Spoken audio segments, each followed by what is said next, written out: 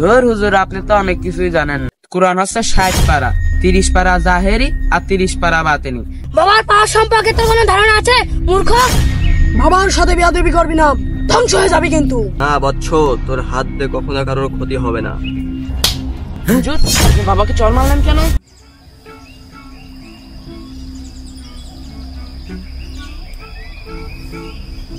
আসসালামু আলাইকুম তানভীর ভাই। আসসালাম। কোথায় যাচ্ছেন? এই তো তসবিহ দরবার শরীফে। দরবার শরীফে তো যাচ্ছেন, কিন্তু আপনাকে তো মসজিদে দেখলাম না।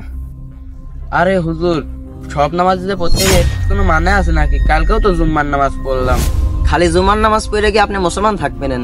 যদি খালি জুম্মার নামাজ আপনি পড়েন তাহলে তো আপনি মুসলমানই থাকবেন না। আপনার মুসলমান হতে হলে পারে 5 ওয়াক্ত নামাজে নিয়মিত আদায় করতে হবে জামাতের সাথে। ধর হুজুর, আপনি তো অনেক কিছুই জানেন না। এখন তো কোরআন কয় পারা? এটা কি কোনো প্রশ্ন হলো? এটা তো সবাই জানে, কোরআন 30 পারা।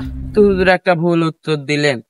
কোরআন হচ্ছে 60 পারা, 30 পারা জাহেরি আর 30 পারা বাতিনি।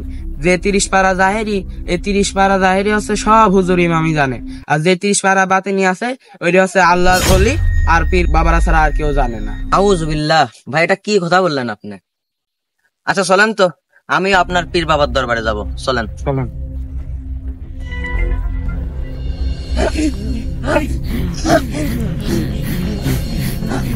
হক মওলা।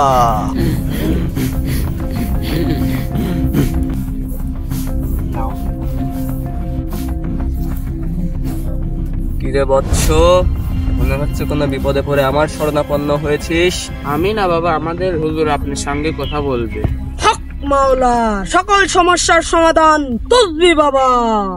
আপনি তো এখানে বসে আছেন, একটু আগে তো হচ্ছে জোহরের নামাজ হলো। আপনি কি জোহরের নামাজ আদায় করছেন? আরে মূর্খ বালক, তুই কি বুঝবি?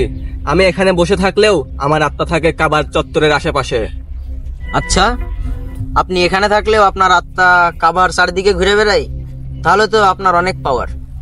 বাবার পাওয়ার সম্পর্কে তো কোনো ধারণা আছে মূর্খ? বাবার সাথে বেয়াদবি করবি না, ধ্বংস হয়ে যাবি কিন্তু। হুশ হুশ হুশ, হ্যাঁ হুশ হুশ। কি ব্যাপার? বাবা কাকে তাড়াচ্ছে? এখানে তো কোনো কুকুর বিড়াল দেখছি না। এই অধব, তুই কি বুঝবি আল্লাহর ওলির? কাবার চত্বরে কুকুর এসেছিল, তাকে তাড়িয়ে দিলাম। কুকুর তাড়ছিলেন আপনি? তাহলে আপনার অনেক পাওয়ার। আর আপনার কি কি ক্ষমতা আছে দেখি। হুজুর, আপনি বাবার পাওয়ার নিয়ে সন্দেহ করেন না। বাবার অনেক পাওয়ার। বাবা হচ্ছে অতীত বর্তমান ভবিষ্যৎ সব বলে দিতে পারে। আচ্ছা, আপনার তো তাহলে অনেক পাওয়ার। তাহলে আমার হাতটা দেখে আপনি বলে দিন তো আমার ভবিষ্যৎটা। আমি তোর ভবিষ্যৎ দেখতে পাচ্ছি, তোর ভবিষ্যতে কোনো সমস্যা নেই। আচ্ছা বাবা, তাহলে আমার হাতটা আরেকবার দেখে বলুন তো, আমার দ্বারা ভবিষ্যতে কারোর কোনো ক্ষতি হবে কিনা। না বৎস, তোর হাত দিয়ে কখনো কারোর ক্ষতি হবে না। হুজুর, আপনি বাবাকে চড় মারলেন কেন? তুমি চুপ করো। তোমার বাবা যে এত কিছু জানে, তো একটু কি বলতে পারলো না আমি তাকে এখন চর মারবো? অথচ সে বললো আমার দ্বারা কারো কোনো ক্ষতি হবে না, যে আমি তাকে চর মারলাম। এটাই তো সে জানতে পারলো না। হুজুর, আমি এটা ভেবে দেখিনি। আমি তো তোমাকে এটাই বোঝাতে চাচ্ছি, সে এখান থেকে বসে কাবার চত্বরে কুকুর বিড়াল তাড়িয়ে দিতে পারে, অথচ সামান্য এতটুকুই জানতে পারলো না যে আমি তাকে থাপ্পড় মারবো। এটাই সে জানতে পারলো না, আর তার এত ক্ষমতা। ধরা পড়ে গেলাম নাকি? এই ধরেন ধরেন, ওদেরকে ধরেন। ধর ধর ধর ধর ধর ধর ধর ধর ধর ধর ধর। এরা এভাবে মানুষদেরকে ধোঁকা দিয়ে তাদের পেট চালায়।